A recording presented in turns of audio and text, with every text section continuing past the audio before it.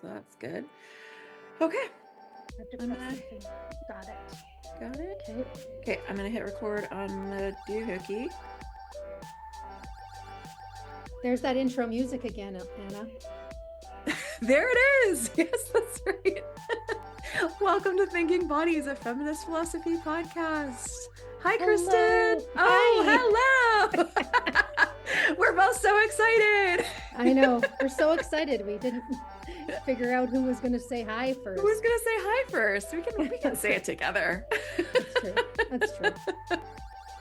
Western philosophers have separated the mind and body. Here on Thinking Bodies, we are pulling on the threads that have always held them together. To do this, we crowdsource voice clips to discuss works in feminist philosophy that deserve more attention.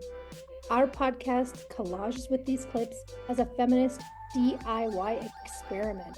Oh, and I love experimenting with you, Kristin. But maybe feminist experiments are inherently things we do together. Together. There it is again. A Do It Together podcast. There it is again. I'm Anna Mudde. I'm on the lands of the Nehiwak, the Anishinaabeg, Dakota, Lakota, and Nakota peoples, and on the lands of the Michif Métis Nation, also called Pile of Bones.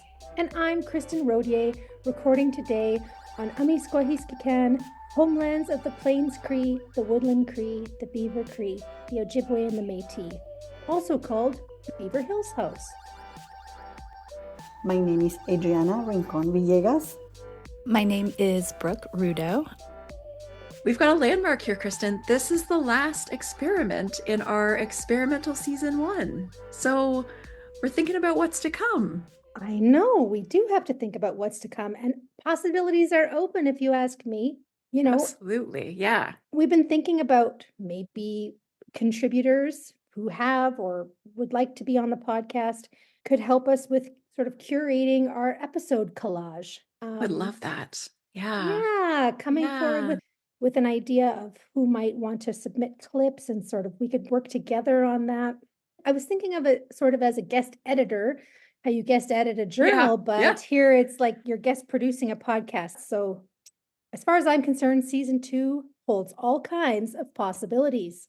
Yes, all kinds of possibilities. And if you want to know what we're thinking about and planning so far for our season 2, you can find us on social media. We left off last time foreshadowing our entrance into social media, and we have now entered. We have entreed into social media. And hopefully soon, we have some elves very hard at work putting together some short videos for us. And soon they will be up and you'll be able to have a sense of what pieces we're thinking about looking at for next season. That's right. I actually have some podcast reflections that I wanted to start us off with. I do too, but please go ahead. That would be amazing. So sort of thinking of our season 1 wrapped, I have new respect for people who create and release podcasts on a regular basis. Yeah. Oh my gosh. I had no idea the amount of behind the scenes labor involved. Most of the time, I'm just clicking through consume, and it's all free. There's some ads, but you're just sort of consuming, even with an experimental approach, right? Not especially regimented. This is a lot of planning and labor. So it is. Yeah. So much respect. That's such a good thing to note. And I wanted to note that I have a new appreciation for Kristin, who really keeps us on track and really motivated through all of that behind the scenes labor. So thank you so much, Kristin, because it really is true. There's so much behind the scenes labor involved, even in this sort of experimental mode. And I've just appreciated that so very much. Well, now I sound like I'm fishing for compliments, but No. But, no, I actually, same to you, but, I was going to make a joke basically that like, I definitely have a side of my brain that works well on project management. Yeah. And, for my PhD, believe it or not, I read a lot of life hacking books, a lot of books on habit and willpower and training yourself, getting things done. The power of habit, deep work. And you know what? it warped me in some ways, but it made me better in others. I'm sure that's right. That's how power works now, isn't it? That's right. Thank you, Atomic Habits. Our piece today is from María Lugones. It's called Purity, Impurity, and Separation. It's from 1994. Lugones was an Argentinian feminist philosopher educated in the U.S. in the 1970s. She died in 2020 and left a really sizable hole in philosophy and a really beautiful and important body of work. She taught philosophy in largely in women and gender studies for most of her career in the U.S. Yes, this article, Purity, Impurity, and Separation. I think a lot about purity. Purity culture, I think, is something that has entered a bit of a popular discourse, thinking about dominant forms of Christianity, sort of sexual purity. And I feel like this is such an important concept. And it seems like Lugones has been, successful, I think, in proliferating suspicion about purity. Oh, that's a beautiful way to put that. Yes. Yeah, like even now I hear people say, that's an exercise of purity politics, and that's not a good thing, right? Right. Yeah. So it's a way of naming a move of domination within political organizing. Yeah. And kind of is a shutdown. Yeah. And Alexis Shotwell, who was on our first episode, Yes, has an entire book of feminist philosophy from 2016 entitled Against Purity, Living Ethically in Compromised Times. Go read it. It's so if fantastic. you're interested in Lugones, go read Lugones, go read Shotwell, go read lots of stuff in our citations and our show notes.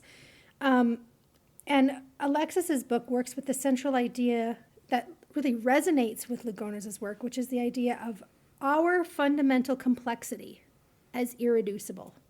Oh, yeah. Yeah. And this is a beautiful part of this paper, which we'll get to. Lugones, another really highly influential paper from 1987 called Playfulness, World Traveling, and Loving Perception. And many people who've read Lugones will have read that piece. There she argues that among women, love is the ground of solidarity, and it's required for an adequate recognition of plurality.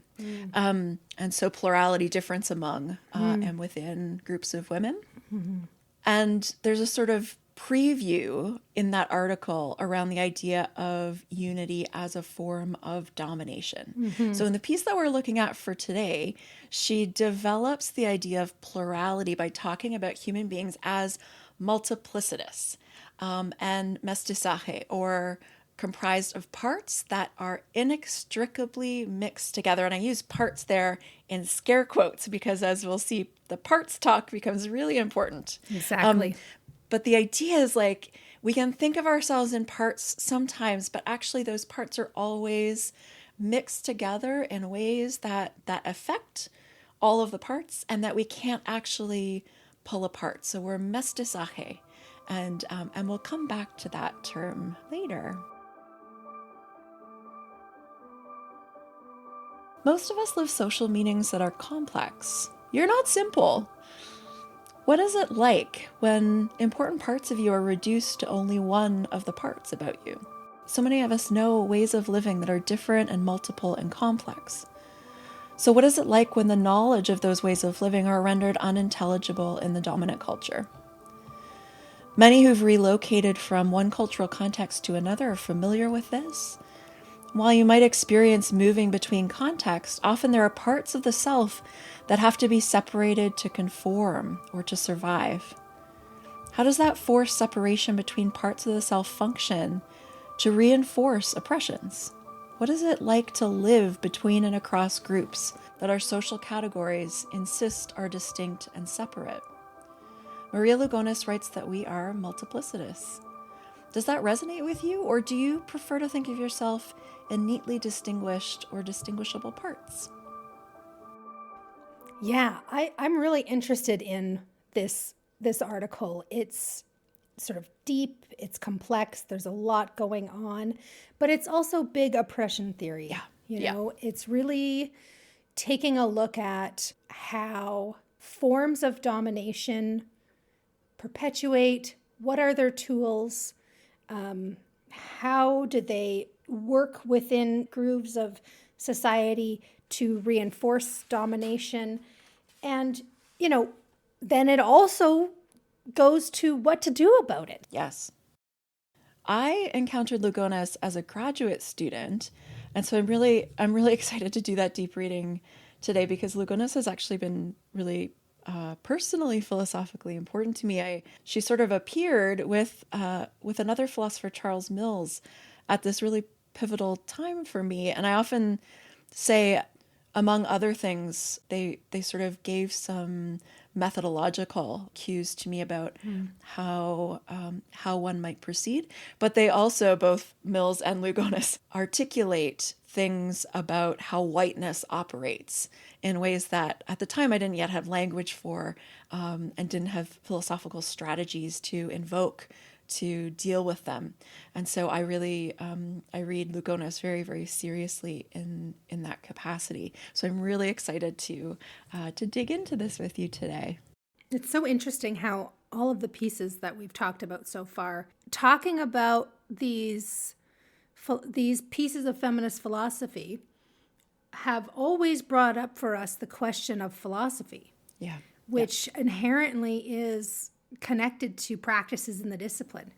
So it's so interesting to me that you're finding these amazing tools in her work at the same time as it's making you sort of say, oh, maybe there are things I want to do in philosophy. So it's also part of your story. Yes, they were a particular kind of calling back in to philosophy for me, because they gave some critical space, which is I think maybe not unusual for those of us who sometimes find orthodox philosophy challenging in various ways. I didn't feel called in. I just stayed out of spite. Yes. Or out of spite. We will not let them have it. That's right. No, I'm joking. Only half. Okay. Anyway, I found this piece challenging. And just to go back to what I was saying, it was again challenging because I was thinking about how my own training in the discipline has trained up this part of me that is also a lover of purity, in the way that Lugones is talking about. You can't succeed in the discipline of philosophy without taking on some of this lover of purity who, wants to make sense of things, wants to divide things into categories and concepts. And, I'm reading things that are, some of the things in this article are expressed in Spanish, in vignettes, in metaphor, and story, But then I was also thinking about the sort of double standard around the fact that, this is a lot of what existentialism is, different formats and genres, philosophy actually does have a lot of different genres going on. But the tools tend to be sort of, what's the central argument? What's the thesis? There's this sort of critical posture that isn't useful, and that is also, in this case, and that is also tied to that lover of purity, that logic of purity. So I had to just kind of think about how I was resisting that urge, and then noticing that training in myself. Yes. And I think that's maybe a really beautiful thing that Lugones and some other philosophers too, but certainly Lugones solicits in us, this sort of noticing ourselves in a particular way, and then noticing what we can do in response to that, noticing what problems that throws up for us, and also what it is getting us, which may or may not be things that we want to have in the end. And so, this piece is really complex, and it's really rich. María Lugones' work is characteristically this way. And it does begin with and alternates between writing in English and writing in Spanish. And it also begins with a description of making mayonnaise, which that is unusual in philosophy. We don't even in forms of philosophy that are using different kinds of styles and modes. I think this may be the only instance of making mayonnaise in a philosophical context, which is amazing.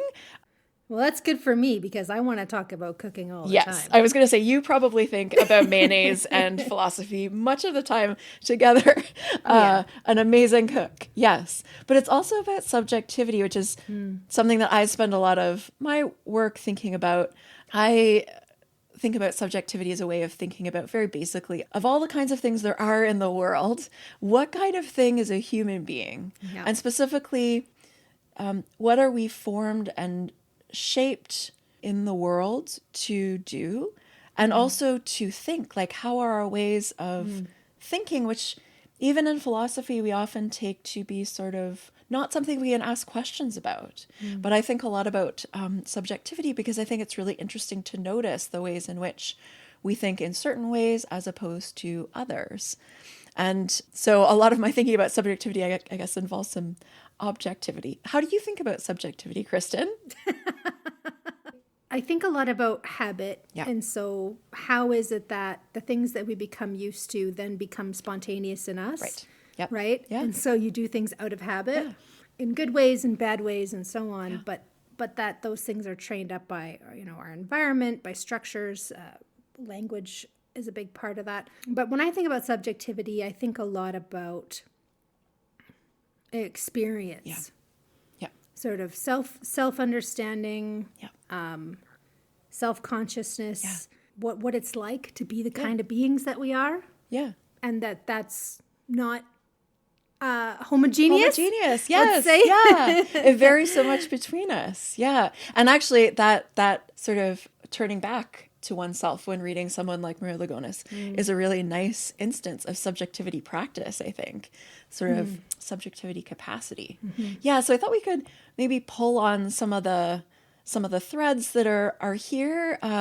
And I'm really conscious that doing that's going to tend toward the thing that Lugones is warning us about. That's the leveling out and simplifying of what's complex and multiplicitous. Yeah. But let's try. So let's start with the logic of purity. So Lugones describes her experience, in her words, as a Latina in the United States. And she describes this as an experience of a dominant way of perceiving and ordering or making sense of the social world that is present in white Anglo practice in American culture. And she experiences that, she says, as having her multiplicity and complexity handled or managed or controlled. One of the most important moves here, which is that fundamental assumption of human beings as multiplicitous, I guess, and that if that's a big change. Yes. From a sort of mainstream autonomous liberal philosophical tradition where you have a unitary self. Yeah. You have a unitary self. It's a self-knower. Yeah. And, the self is transparent. And they're not marked by culture, gender, race, class. There's this kind of empty subject. And there's no multiplicity. If there is, it needs to be eradicated. Right. And left behind, parceled out to become the self that you should value, Right. Yeah. And when she talks about feeling handled, managed, controlled, I really thought about sort of physically being stopped. And I was thinking about how important a piece like this is. I could see how this piece would be important to revisit and reanimate, given sort of the political uses of the U.S.-Mexico border right now. Absolutely. And what a flashpoint, what a violent flashpoint that is. And to try to unpack these tools of racism that are really fueling elections. So, it's just really interesting to talk about having her multiplicity handled. Handled, yes. Managed, or ordered, organized, yes, and organized for her, not by her, but for her. So if we sort of try to locate Lugones as she locates herself, we can say that she's an Argentinian lesbian feminist philosopher who, as I said before, worked in the U.S. And who is a subject of multiplicity, living under the logic of purity, both U.S. colonial, white supremacist, queerphobic, misogynistic logics of purity, but also the logics of purity as they operate within academia generally and in philosophy. That's right. In the article, I thought she really laid it out as kind of, she's explaining and exploring the conceptual world of purity. Yes. Which I think is really important because we have to say that it's a conceptual world. Yes, that's right. That gets translated into domination and force. Yeah. It's not naturally arising. Right. And it requires domination and force because it's not naturally arising. Mm-hmm. And this conceptual world of purity, especially, I think, is addressing questions of theorizing the social world, right, which is characteristically really difficult. Yes. You've got individuals, you've got groups, you've got structures, organizations, you've got all kinds of interacting forces, and to try to understand and handle and manage that through concepts that have to be pure is part of this domination. Yeah. And I love philosophers who talk about the ways in which we live concepts. And this is a really nice instance of this. But what you're talking about is really important because the logic of purity is she says, a philosophical and political strategy, right? It's active. So it's not just a way of making sense that is sort of detached from the world or perceptual alone. It's a way of making sense of the world. That is to say, making organizational sense of the world and managing differences. You know, this actually reminds me of what Catherine Clune-Taylor was saying on our last episode on Christy Dodson's work. Yeah. You know, that there were parts of herself, Yeah. her gender, her blackness, her queerness, her fatness, all of these fragmented parts Yes. that she couldn't bring into philosophy classrooms, but always knowing that these aren't experienced as fragmented. No, right. These aren't given as fragmented. That's an active fragmenting. Right. Right? They've been fragmented. The idea there, though, that's right, is that the logic of purity operates by trying to make each of us in certain ways clearly and homogeneously one thing and not another. And so that feeling like you have to isolate parts of yourself as they are understood through the logic of purity and then cut them off in order to do things like enter spaces like philosophy classrooms and be legible and make sense to other people. That really is the logic of purity operating actively. Like that's a really good example. Yeah. Yeah, and it's not something everyone has to do. Absolutely not. No, that's right. But and it's also something that not everybody has done to them in a way. Right. That's right. It's active, but it's internalized. That's right. Yeah. And if you never experience having to move or separate parts of yourself when you're kind of moving between different spaces, it's probably very difficult to know that you are or might be multiplicitous. And you can easily sort of imagine yourself. You can easily think of yourself because it doesn't feel like imagining. You can easily think that you are a sort of pure, simple, clear viewer of the world just as it is, without having to notice even that you might show up differently in different spaces under different contexts. And that's part of why Lugones describes the logic of purity as that active form of perception. She calls it a vantage point, but it's also an active form of control and domination that tries to categorize and dichotomize multiplicitous subjects. So to perceive the world through a mestizaje lens is to also resist and refuse the logic of purity, right? So not just being a multiplicitous subject, but taking that up and knowing that about yourself, and thus knowing that the logic of purity is operating around you.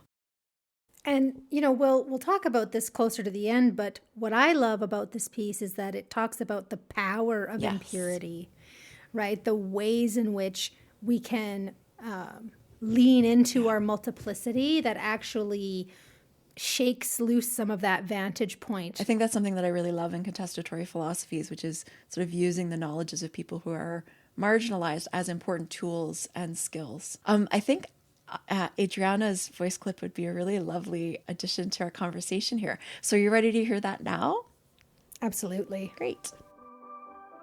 Hi everyone, my name is Adriana Rincón-Villegas. I am Colombian.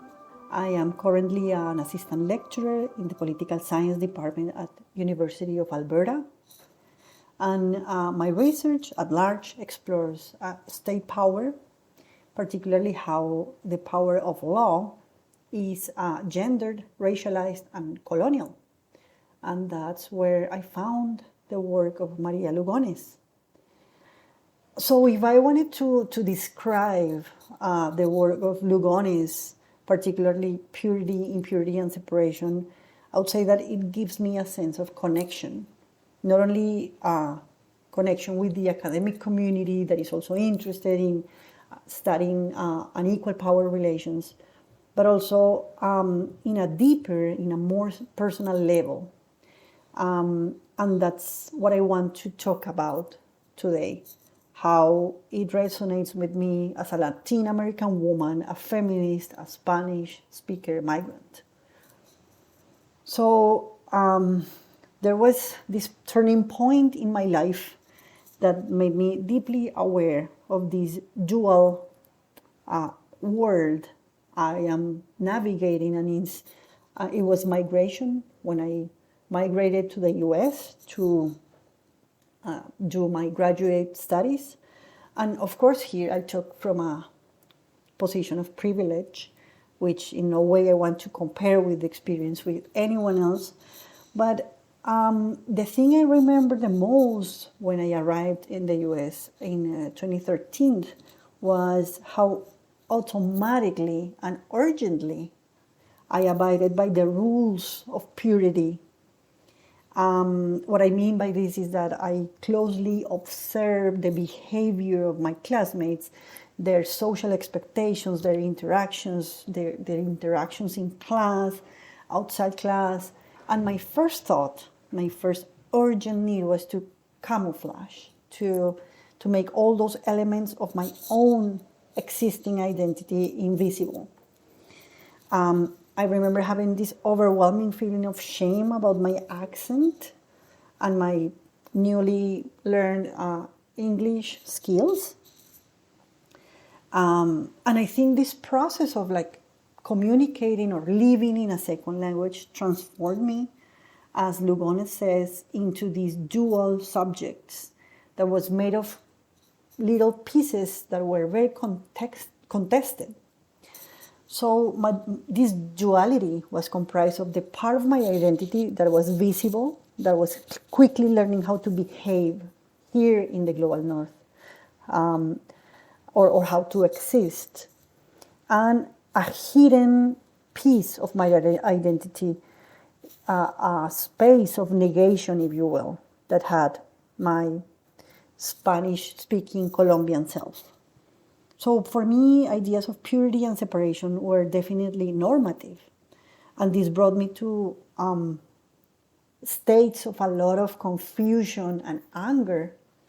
But I started to be able to articulate this confusion because I found certain non-hegemonic narratives in academia that provided me with the tools for challenging my own assumptions about what means to be myself in a totally different language with a totally different social expectations.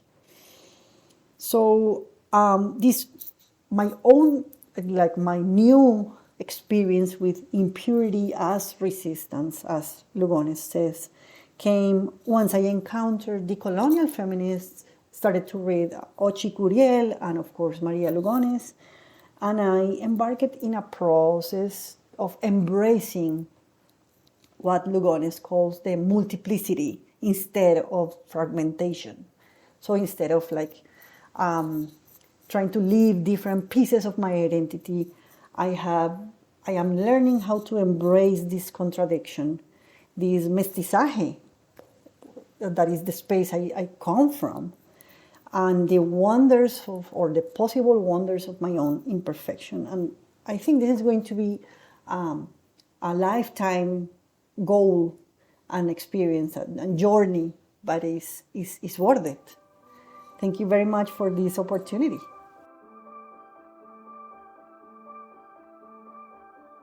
Wow, Adriana, my colleague. Yeah. Isn't that great? That was amazing. I really loved how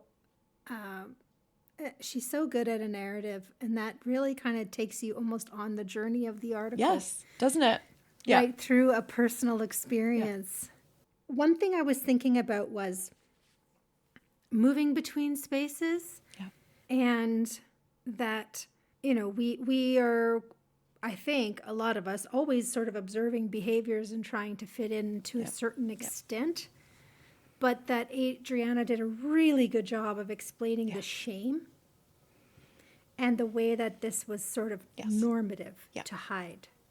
So it's not just about I'm different and, you know, what am I going to do with my difference? It's got a valuation, and then a person can really look to those decolonial texts, to communities, to forms of resistance, and to kind of embrace multiplicity. But I also love how Adriana's like, that's a lifetime journey, right? Yes. I really love frameworks of resisting oppression that understand temporality, because I feel like there's often this like epiphany version of liberation. Yeah. And then I realized that was a bad thought to have. Right. Yep. And so then the truth set me free, you know, and I just don't think we're constituted that way, to return to subjectivity. I don't think we're constituted that way. And therefore, that's not what's going to help us change. And then there's also the added social and structural and systemic dimension, this lever of purity. Just because you kind of become wise to it, it doesn't go away. Such beautiful work. With that idea that we might have to keep learning, even ourselves, as Adriana's suggesting here, is such a really like deeply knowledgeable, skillful idea and thing to know. But let's shift gears and go to sort of a touchstone metaphor or story. Let's talk about the mayonnaise. Yeah, let's talk about the mayonnaise. Can you talk to us about the mayonnaise? Yes, please. I'll probably read the first bit and then we'll stop in the middle maybe, or please do. That's great. Yeah. Okay. So she writes, I am making mayonnaise. I place the yolk in a bowl, add a few drops of water, stir, and then add oil, drop by drop, very slowly as I continue stirring. If I add too much oil at once, the mixture se separa, it separates. I can remember doing the operation as an impatient child, stopping and saying to my mother, Mama, la mayonnaise se separó. In English, one might say the mayonnaise curdled. Oh. Mayonnaise is an oil and water emulsion. As all emulsions, it is unstable. When an emulsion curdles, the ingredients become separate from each other, but that is not altogether an accurate description. Rather, they coalesce towards oil or toward water. Most of the water becomes separate from most of the oil. It is instead a matter of different degrees of coalescence. The same with mayonnaise. When it separates, you are left with yolky oil and oily yolk. Yes, you are. and it's very sad when that happens. So frustrating. Yes, yeah. So I like this because she's using curdling of an emulsion as a contrast to split separation. Right. The contrast between curdling the mayonnaise, where you have oily yolk and yolky oil, is when you're separating the yolk from a white of an egg. Yeah. Right? You split the egg into two parts. And if a little bit of yolk gets into the white, you got to fix that. Start again. Yep. That's right. And so the logic of purity works on that split separation model, she says, right? Mm-hmm. So that you have a pure yolk and a pure white. And those are understood as unified, each of them all the way through. So the white is unified with itself. The yolk is unified with itself. They are each themselves homogeneous. And the curdling, by contrast, involves, right, yolky oil and oily yolk. Or this kind of, as she says, coalescing, which is a beautiful... It's impure. It is impure. Yeah, by that standard, yes. Yeah. The contrast with the yolk and the egg white, I guess, is that you start with an egg. Right. And then you fragment it. You fragment it, yep. And that's why we talked earlier about things being fragmented. Yes, yeah. So they've been made to be into parts. Whereas the oily yolk, yolky oil kind of gives us these two in-between states and shows us multiplicity. Yes, yeah. And there are ways to bring that back together, right? When that happens, we don't want the mayonnaise to curdle, but there are in fact things we can do that will bring that mixture back together in ways that do not require purity or fragmentation. Lugones is pointing out that we are not simple homogeneous things. We are raced, for example, racialized, but we're also sexed and gendered. We live in particular cultures, often more than one at a time, and we live in classes within those cultures. And race, sex, gender, culture, and class are inextricably tied to what our bodies can do. They're inextricably tied to the languages we speak and read and write, and the languages we speak with, but also the languages we think with.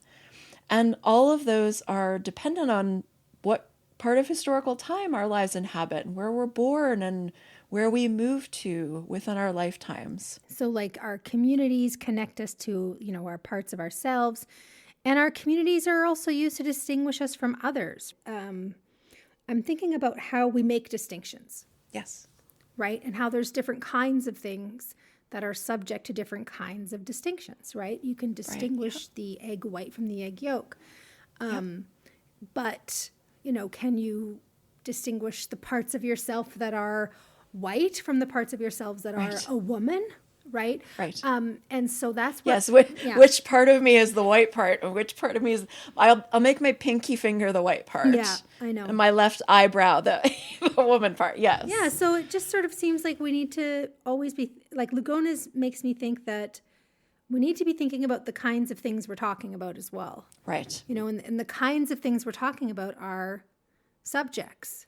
And if we pay attention to them in certain ways, if we understand their experiences, we just kind of get as a fundamental ontology multiplicity. Right. Yeah. And that's where we're starting from. And that contrasts with this idea of the kind of man of reason that we've been talking about this whole season.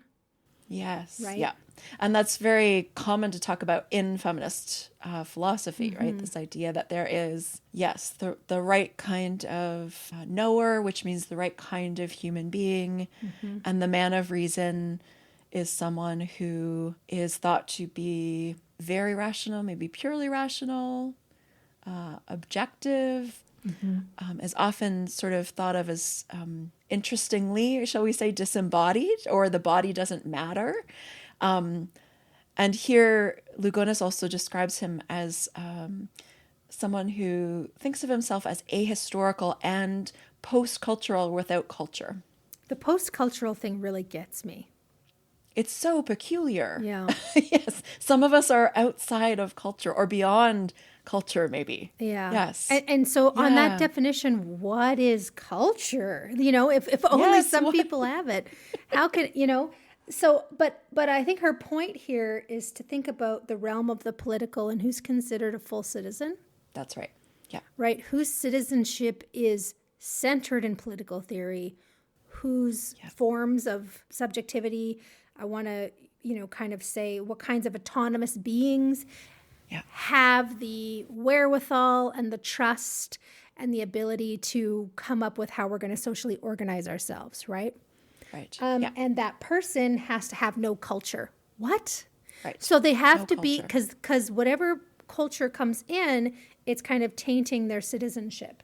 And so she talks about these two things as kind of co-defining in the negative, right? So if you're a full citizen, you don't have any culture. If you're a cultured being, then you can't really be a full citizen. That's right. Right? Yeah. And that means that you don't have access to, affecting political reality. Right. Right? Your concerns are in the past. Yes. They're static. They're marked by your culture. They're non-public. Right? The public-private distinction here is really important. Leave all that at the door, right? The way That's that right. even Adriana was saying, right? Camouflage. To camouflage. Yeah. Yeah. Yeah. Yes. And yet, part of what Lugones is saying is that for some of us, right, some of us can, at least in some situations, experience ourselves not as camouflaging culture, but as actually being post-cultural or uncultured. We experience ourselves as not really showing up in ways that make us particular, whereas others of us, it seems, cannot not show up except as cultural, historical, particular, queer, embodied, right? And so these questions about how that works are really important to ask here. Yeah, actually, we have a quote here from Lugones. Lovely. Yeah. She writes, "Part of what is funny here is that people with culture are people with a culture unknown by full citizens." Right. Yeah. Right? Because if they knew it, it wouldn't be culture. It wouldn't be culture. That's right. Okay, sorry, back into the quote. Only the culture of people, culturally transparent, is worth knowing. Yes. But it does not count as culture. The people whose culture it is are post-cultural. Their culture is invisible to them and thus non-existent as such. But post-cultural full citizens mandate that people with a culture give up theirs in favor of the non-existent invisible culture. So it's a peculiar... Camouflage to invisibility, yes. Yeah, Yes. perfect Yes. word.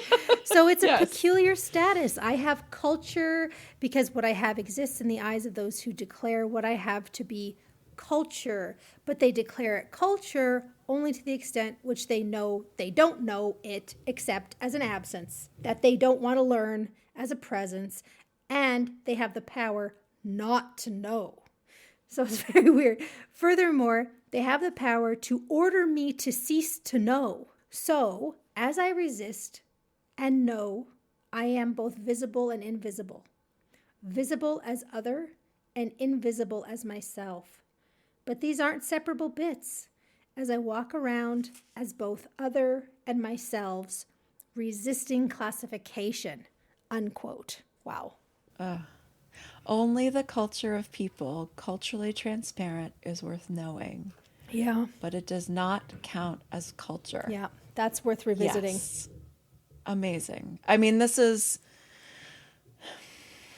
So those of us who show up as part of, among other things, right? Whenever we show up as part of dominant groups, and by that we generally do mean something like dominant cultural groups, that is, groups where our version of things or the accounts of the world that maybe best suit us or that we're allowed to have are the ones that hold sway in those contexts, we become culturally transparent.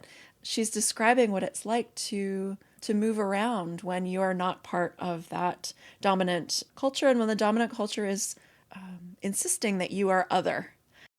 And this idea of like... Yeah. The culture of people culturally transparent is worth knowing, right? Yes. But they're not going to call it culture. They're No. going to call it the way things are. The way things are, yes. Right? What we discover in the world, as she puts it, right? Yeah. So the man of reason does not make any meaning in the world. He discovers what is there. And so when we're in the position of the man of reason, we are sort of taking the world in that way. I just discover what's there. And isn't it interesting that I discover that there are all of these ways to understand people's differences and divide them up in ways that, right, make sense to me and people like me and allow me to organize a world using that. And I can order them and control them Yes. and categorize and classify. Yeah. It's not just that this idea of being acultural or something is a kind of bias that we need to correct.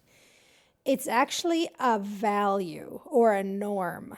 So it's like for Rawls, he thinks that the best way to set up society is the way that a certain kind of person would set it up if they didn't know the kind of body or capacities they would have.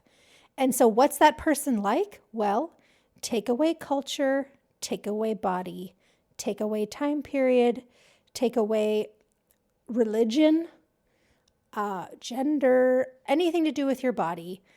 All of those things are not only not necessary, but they're going to wreck the experiment, right? The experiment is a just society is what self-interested, rational choosers would build or design if they didn't know who or what their bodies or talents would be, right? Yes.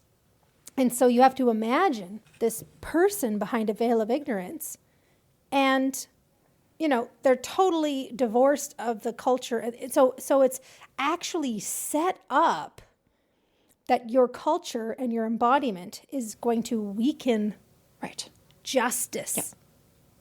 Yes. If it finds itself in that initial position of trying to come up with basic principles for society. That's a logic of domination if I've ever seen one on Lugones' view, and maybe even on mine. Yes. Yes, certainly on Lugones' view. This is just it, right? Yeah. That is actually a really, through a Lugonesian lens, that sort of dealing with differences through a logic of purity requires us to assume some position of purity, of being untainted by any particularity, in fact. We're going to delete everything about you, and the remainder is going to be the self-interested, rational chooser. Gorgeous. Isn't that convenient? Yeah. Yes. Perfect. And that's often been how philosophers think about how to do philosophy, or about who can do philosophy. Last time we were talking about the person who knows, right? The subject, the knower in epistemology. And one of the things we were saying is that traditionally, right, the sort of orientation toward the subject is like, do not ask about the subject. Yeah. The subject does not matter, but definitely don't ask any questions. And the ideal subject is presumed to be relatively featureless, right? Such that we're all sort of interchangeable. And this is part of how we think about objectivity in philosophy, but also in science, right? To be a good scientific knower, as many people think, is to be without particularity, without commitment, rational, objective, detached from what they study, and just finding things, discovering things in the world, and then reporting on the order that they find there. Yeah, and I'm thinking too about like the self-fulfillment of the system as like self-reinforcing, I guess, because you have like, Lugones talks about the viewpoint of the lover of purity, right? And I love that she makes it like a passion, like you love purity, right? It's not that you super into it. It's a passion. It kind of contains a bit of critique already, but they take up from that a kind of vantage point outside of abstraction and categorization. And the more abstract outside of history, outside of the body, outside of culture, that's more objective. And so then the move that she adds there is that we then go from that viewpoint and loving purity to a kind of force of purity. So now we're saying, well, this is how it should be. This is kind of like a normative origin. A force of purity becomes the urge to control. We're talking about now domination. Right. So how do we enact and produce what she calls a fiction of purity? Yes, beautiful. And then work backwards from that and go, look at all this purity I discovered. Yes, exactly.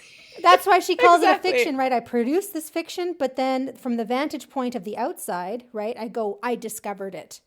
So I encounter a world that is challenging to understand, and I give it, I try to find some order, and I sort of give it order. And then I forget that I've done that, and I think, wow, look at the order that I find in the world, and that is how it is by nature. Terrific. And then, as you're saying, right, that moves from a very human kind of situation where we're confused about things and we don't know how to understand them to a system of oppression, right? Like that is the shift right there. You got me at confused about things. Oh.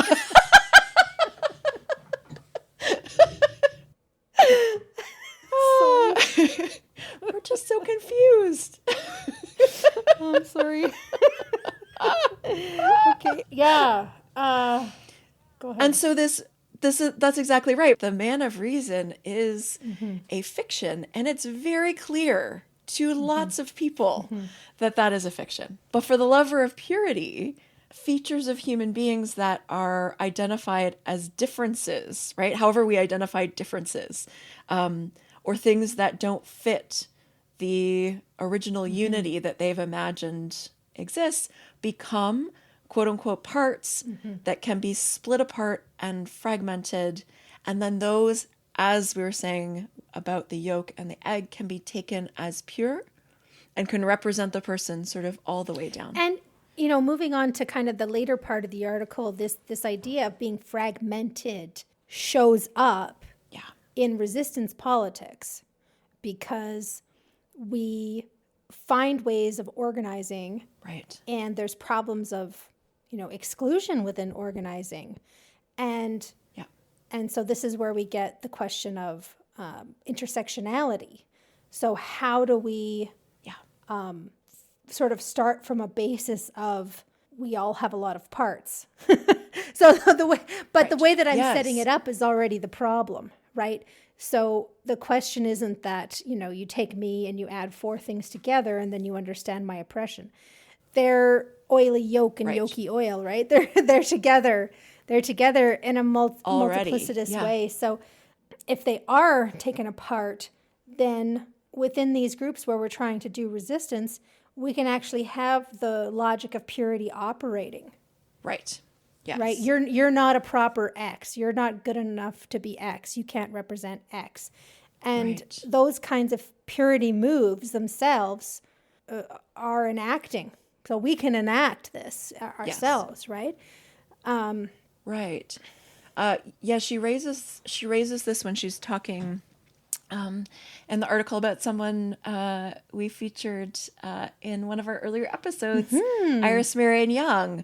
She thinks that Iris Marion Young describes sort of the situation of feminist politics and women's projects very well, but she is sort of missing how to conceive of heterogeneity when we're dealing with intra-group differences. Thinking about problems of feminist organizing, right? And speaking from, quote unquote, a woman's perspective about patriarchy.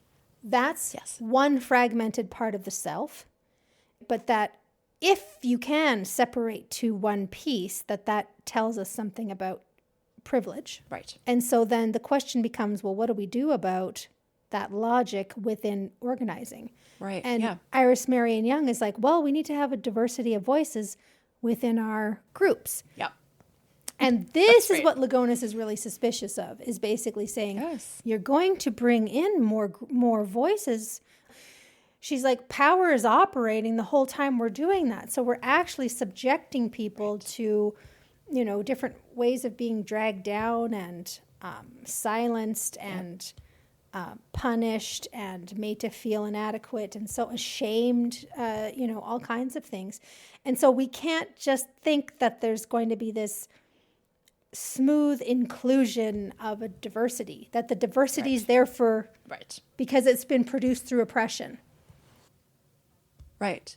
And whose account of heterogeneity is operating here, right? That's the other sort of question. So within feminist groups, for instance, for a very long time, the dominant sort of view of what differences are going to difference and who counts as too particular to give an account of what women are and need and what patriarchy is like, that has gone to people who show up to themselves as transparent, as right without culture or post-cultural in this sense. And who are those people? Well, they're generally white, able-bodied cis women. And so, right, this is the sort of who gets to say what counts as heterogeneous there even, right, is part of an operation of the logic of purity, Lugones is suggesting. It kind of reminds me of like, you know, the UN or Ministry of Women or these other forms of trying to incorporate, quote unquote, a woman's perspective into already existing structures. You know, it's the kind of add women and stir feminist politics, right? Yeah. The soup's been made, but you can get stirred in if you want. You want to get stirred in? You want into that soup? Don't make your own soup.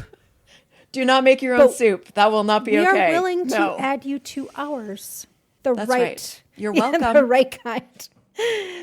But yeah, so and you will thank us. Yes. So Lugones just kind of talks about these as you know, strategies that also erase complexity and need to be resisted. And so we have to think differently about multiplicity at the outset. And you know, it kind of reminds me of this excellent quote from Audre Lorde. I come back to it over and over again. It's from Sister Outsider, where she writes, "The true focus of revolutionary change is never merely the oppressive situations we seek to escape, but that piece of the oppressor which is planted deep within us." So really thinking about how within ourselves, what are we open to multiplicity? Yeah. Of ourselves and of others. And are we open to that multiplicity of ourselves, including the oppressor? Yes. Which Yes. Right. Who's dealing with that part? Yeah. And who gets to deal with that part? Who gets to do that work there? I think this would actually be a great place to hear from our next contributor. Are you ready for that? Of course.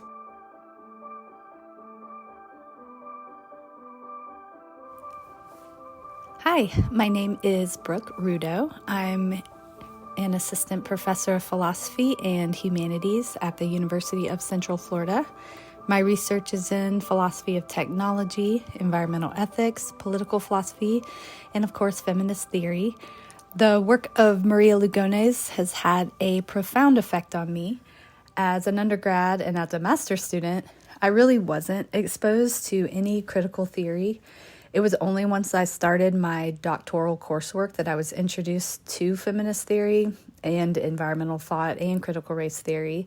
I remember reading Lugones' Playfulness, World Traveling and Loving Perception for the first time, and it completely rocked my world. And it constituted a dramatic shift in the ways that I understood myself and others and my relationships with them. And as shameful as it sounds, especially given my age at that time and the fact that I had children, it was a piece that taught me to see my own mother as her own person, really for the first time in my life. I still regularly remind myself not to perceive arrogantly, and I have Lugones to thank for teaching me this important relationship insight. But after reading that work, I just could not get enough of Lugones. I bought her book, Pilgrimages, and devoured every word. An essay that I couldn't stop thinking about was purity, impurity, and separation. As an undergraduate at the University of Hawaii, I was surrounded by the realities of colonization and the conflicts and complications of race and racial constructions. And yet, at that time, I really didn't have the tools to understand much of anything. For example, as a surfer, I couldn't understand why I wasn't immediately welcomed out in the lineup and why certain spots felt and really were off limits to me. I didn't realize how profoundly racist it was to feel so entitled to a place and then be angry when I couldn't go there. Lugones' work generally, and purity, impurity, and separation in particular, gave me a lens through which to start working these experiences I had had and reshape who I was in relation to them. It wasn't just theory for me, but a genuine source of practical wisdom. So much of her thought has become a guide for who I am and how I want to be in the world as a person. Turning more explicitly to the text, one of the big theoretical takeaways is her analysis of the logic of purity and mestizaje as a metaphor of resistance. She talks about the logic of purity as an ontology that separates ordering reality into neat categories that do not mix or overlap. Mestizaje, on the other hand, is impure. It's defined by multiplicity and mixture. It resists and undermines this logic of purity and domination. And this perspective reveals that reality simply is not pure. It's messy, it's complicated, multifaceted, overlapping. It does not fit neatly into categories. It is curdled. And this isn't merely abstract theorizing. It really matters. Lives are ordered and dominated. There are material, cultural, and existential losses through this process of domination. Lugones points out that through the logic of purity, the social and political world, as well as human lives and relationships, are defined. They're legally instantiated. They're ordered and controlled. So, for example, what was going on in Hawaii when I started working through pilgrimages were these questions about how to manage lands that belonged to Hawaiian peoples.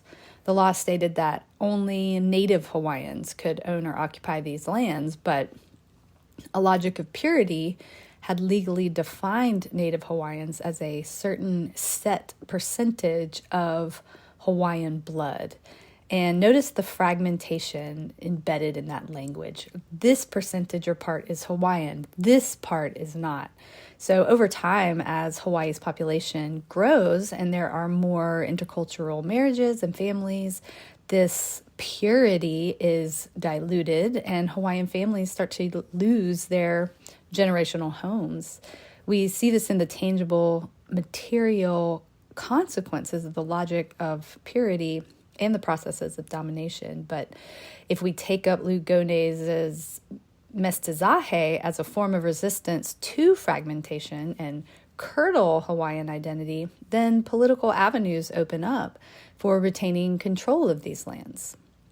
So I think all this points to how valuable Lugones' work is, not just as a powerful theoretical framework, but as a way to navigate the political landscape, to resist, to reframe, and reimagine a politics based on mestizaje rather than purity.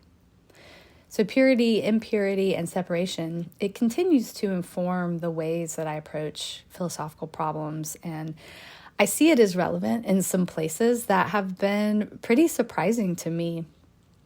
As part of my work in environmental ethics, I've been exposed to a lot of scholarship in natural resource management and wildlife management. It's been interesting to see how the logic of purity is woven through thinking about how animals and plants are categorized into distinct species and seen as pure. So purity thinking informs a lot of negativity around hybridization, and it has a prominent, though obscured, role in conversations and decision-making about so-called invasive species. So I think her work is going to be really fruitful in thinking through the ideological commitments at work here, as well as some of the tangible environmental consequences of such a framework. Wow, that was amazing and really, really spoke to the wideness of application, the Yes. breadth of Yeah. possible application. Yeah. We're thinking about how split separation versus curdling and the presumed multiplicity can be translated to the political, translated to resistance. Yes. You know, thinking about that question of how the logic of purity breaks up into parts, but then also judges how many parts of a person Yeah. give them entitlement to particular land. So there's real material consequences Yeah. related to that Yeah.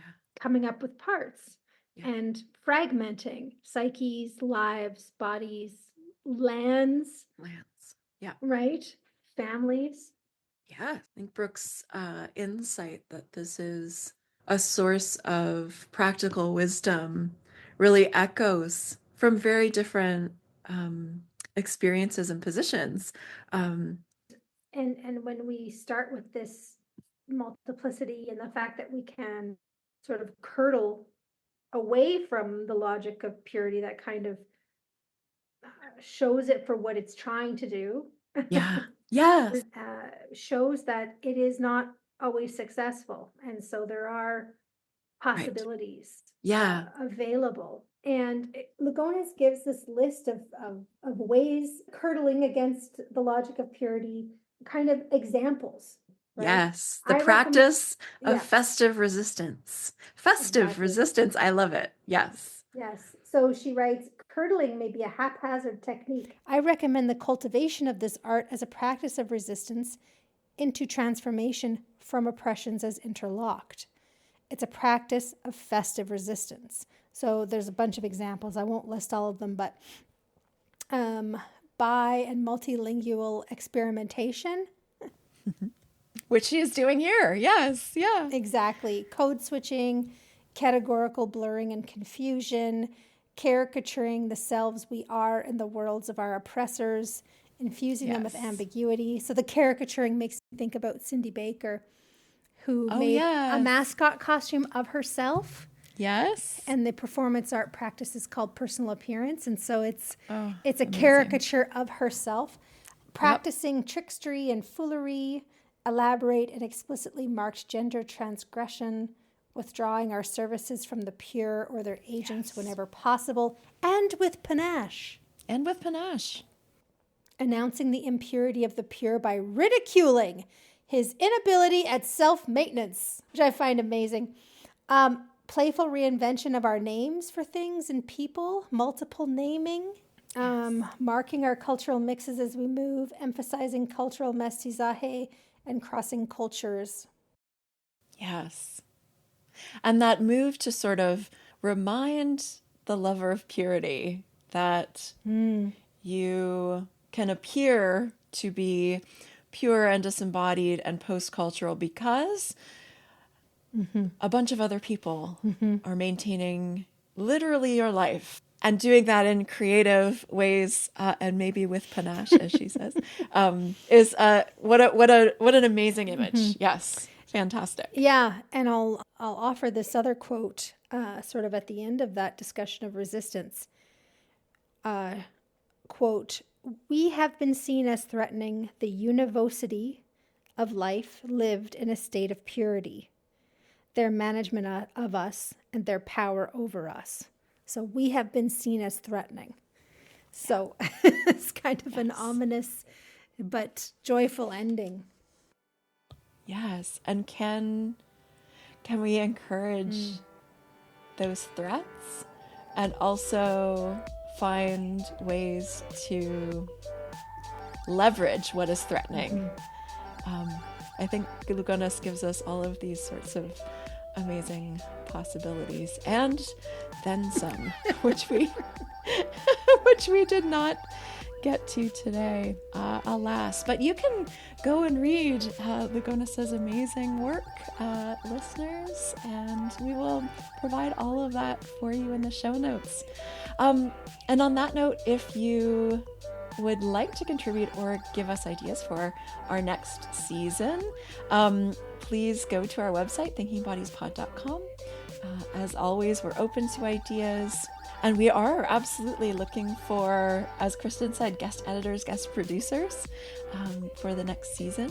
We're also very happy, as always, for feedback and participation. Yes, and also included on our website are transcripts. Yes, absolutely. It feels like we haven't specifically told them that there's transcripts. So we have transcripts. We absolutely do. We Yes, have we do. show notes. We have my concept map as usual. Yes. This one we co-mapped. We co-concept mapped. Okay, we'll see how that goes, Kristin, because Kristin again is the legendary concept mapper. I am but a newbie. So